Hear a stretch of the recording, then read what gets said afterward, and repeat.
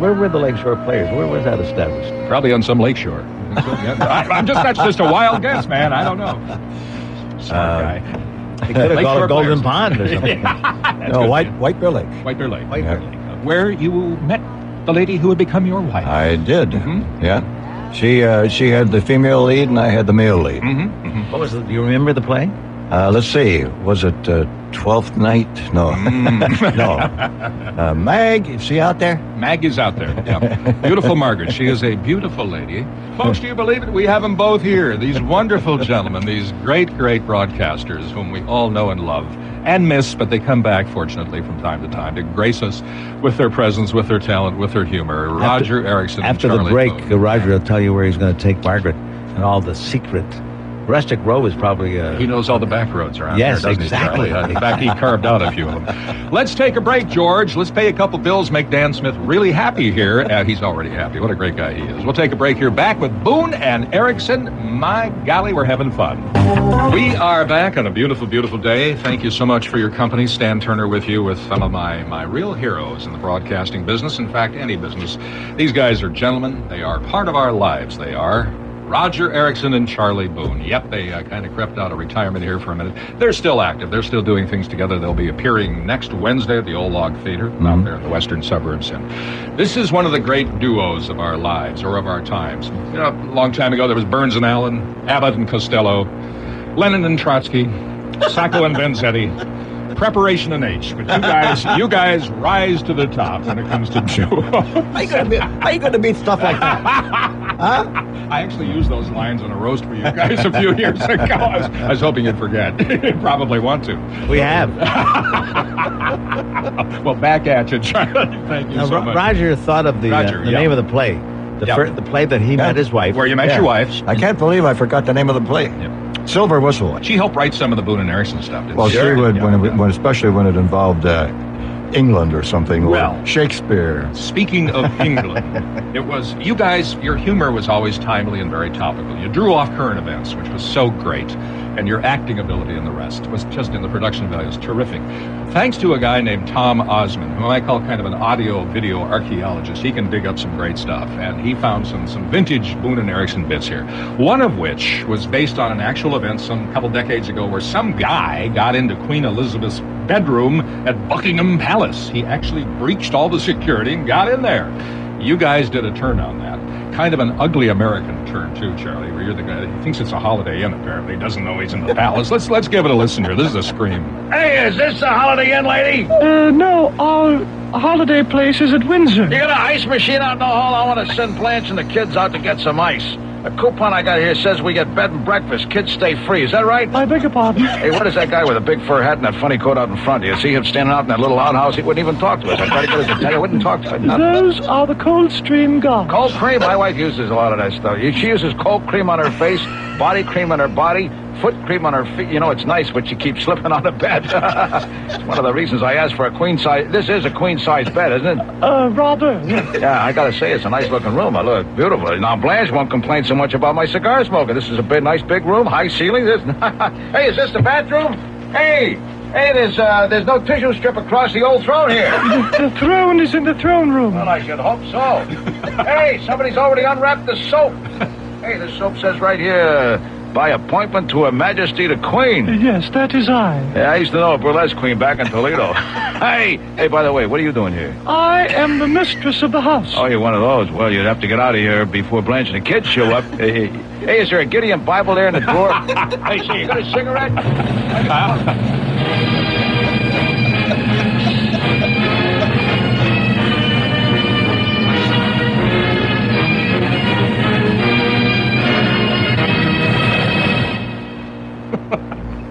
And now,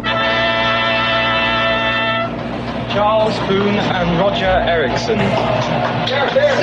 Sir Charles Boone and Roger Erickson. No! All right. Say, do you realize that if President Nixon has one more crisis, he'll have enough crises to have his own daytime serial? That's right.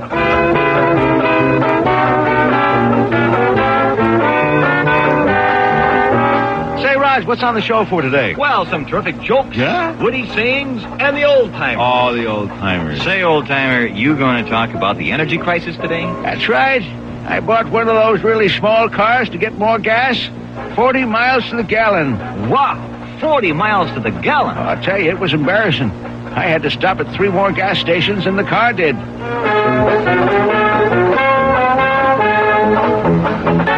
Oh, it'll be good to hear the old-timers. You say he's a bit insecure? He has a life preserver on his rowing machine? Wow. Yeah. Young man, Yes, Daddy. I hear you have been causing trouble for your mother all day. Now, just who do you think you are to disobey your mother? What gives you the idea that you're any better than I am? Say, when do you know when the honeymoon is over, Maudie? Oh, my, when you kiss your husband without losing your train of thought. The honeymoon is over. You want to say one more thing, old-timer? Yeah, I said history was a lot easier when we were in school. Not only was there less of it, but it stayed in one place.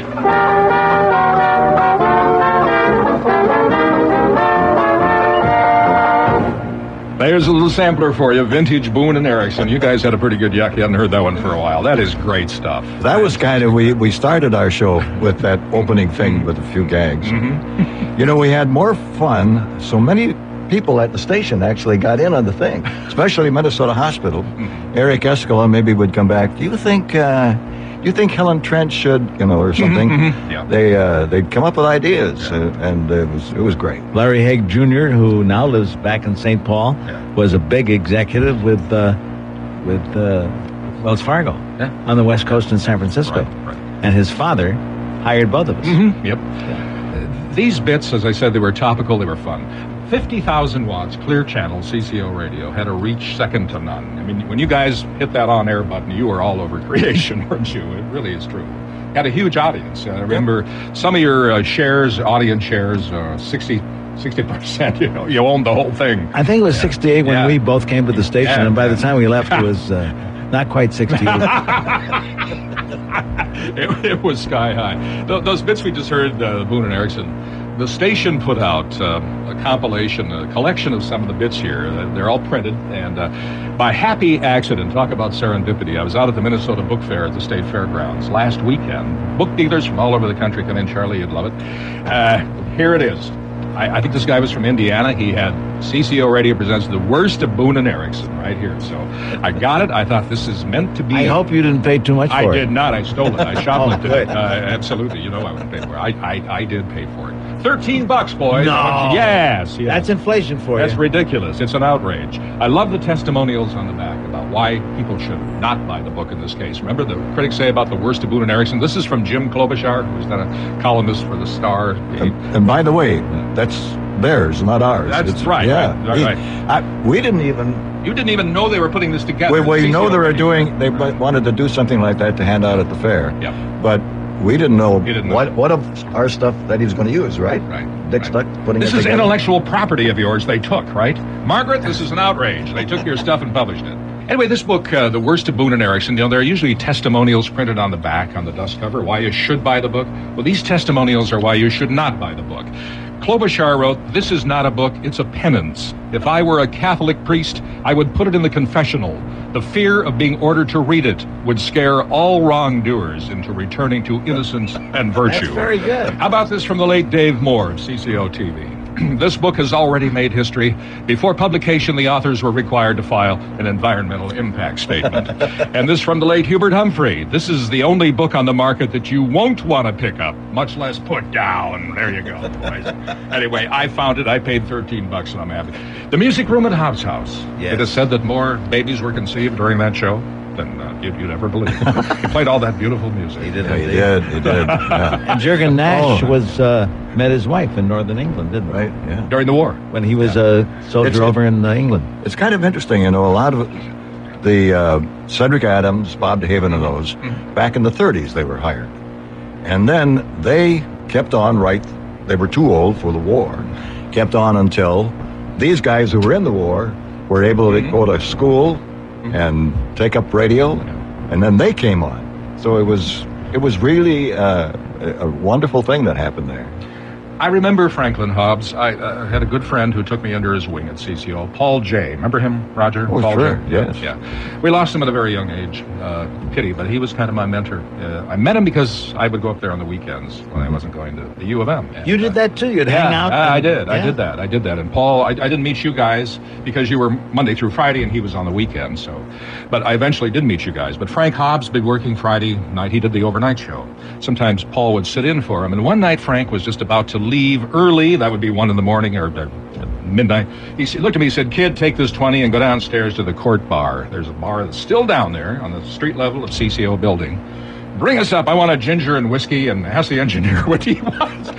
All these people are gone now, so I can say this. I did that in front of a trade race.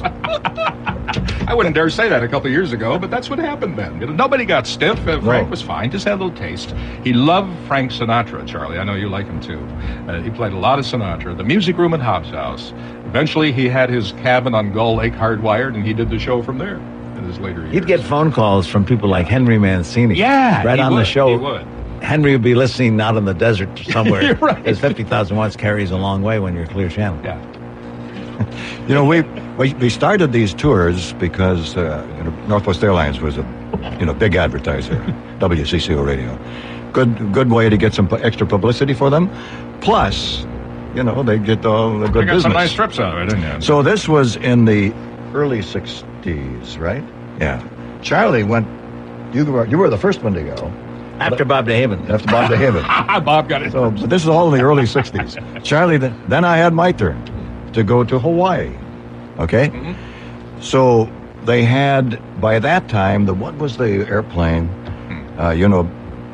Back before the jets. It was a long haul to Hawaii. Mm-hmm. So anyway, this Probably is the one that had 110 people. Stratocruiser, Boeing 97. It was I think it was. the first real jet. Right? Anyway. So we hit the advertising for it, and they came in and by the hundreds. You could only take 110, and it was unbelievable. We decided to take the whole plane. Now, to show you how different things are, we had the Northwest Airlines put on some special champagne for us because it's the first time for me and first I think for this plane. And so people were drinking this champagne, and I think a lot of them weren't quite used to it. And it's a long trip. And you could walk up and down the aisles. Remember that, Charlie? You didn't have to stay seated. Yeah. Walk up and down the aisle. And so they're drinking this wine, and I'd come up to this one person trying to, talk to each one. Mm-hmm. And this one said, this is the first time I've had this since the junior-senior prom. And everybody was, the plane, you land in Honolulu, and it was just basically one building, wasn't it? And you'd taxi up near it, and you'd get out, and you'd take a picture of everybody under the wings. And the guy would be on top of this building and take the picture. And I got people, we still have that picture, people standing kind of like sideways. Oh, another thing. They were listing a little Another port or thing. starboard. To show you what it was like. I go back to they were called stewardesses then, right? Yes. Right. Went to the stewardess, and I said, would you mind if I used your mic there just a little bit so I could say something to the crowd? Oh, no, go ahead. Okay. So I got up and I said, hi there. This is your captain speaking, and I hope you're all having a good time. Now, we are going to make a stop pretty soon on the way to Hawaii, and it's going to be right there in Las Vegas. No, wait a minute. Not Las Vegas. Hey, what one was it? Seattle? Oh, because I know it's on the West Coast. I know that. Where is it? Los Angeles. I think it's maybe Los Angeles then. Mm-hmm. But anyway, have a good time. Have some more. I mean, you think, would you imagine something like that happening today? They didn't have the TSA all over you. The FBI would meet you on landing. Yeah, Charlie. You forget how simple it was to fly in those days. Yeah. Oh, man, I want to ask you guys about the golden time of Twins baseball. CCO had everything in the way of sports, everything, the Gophers, the pro teams. Halsey Hall, Herb Carneal, Ray Scott. Was there ever